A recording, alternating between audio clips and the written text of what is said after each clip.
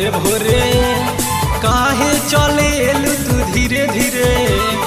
खुली दरबार आज भोरे भोरे काहे चलेलू तू धीरे धीरे। माई दुआरिया भीड़ लागेला, माई दुआरिया भीड़ लागेला।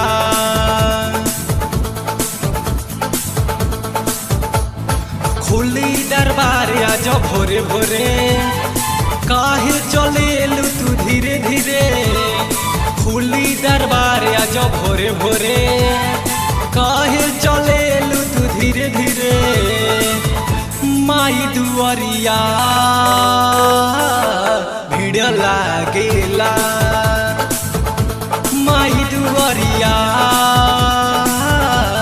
भीड़ लागेला।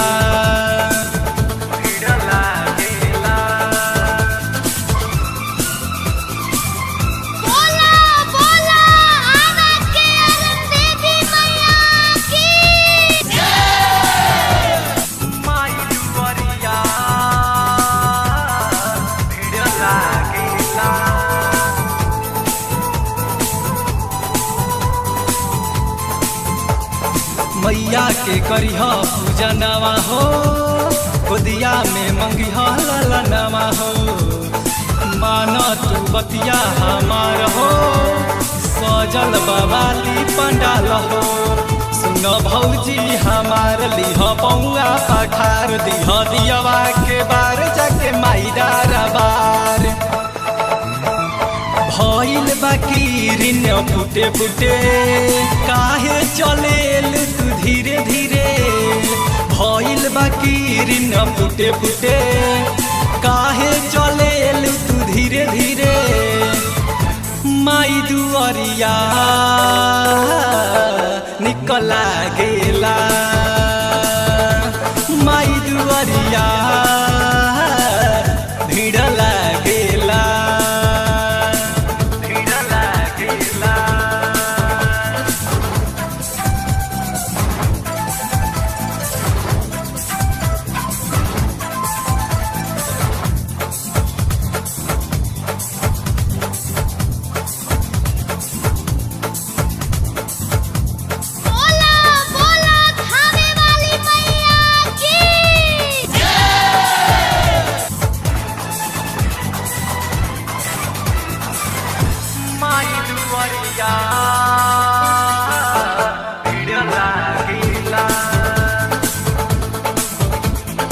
पहिले तू चल बजरिया हो, ले ली हमाई के चुनरिया हो।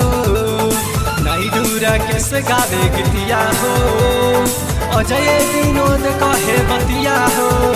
दिल में रखी हो सच्चाई दीह बतिया बताई, दीहे दुखवा भगाई हई दुनिया के माई। होता पूजा नवा घरे घरे काहे चलेलू तू धीरे धीरे। होता पूजा नवा घरे घरे काहे चलेलू तू धीरे धीरे।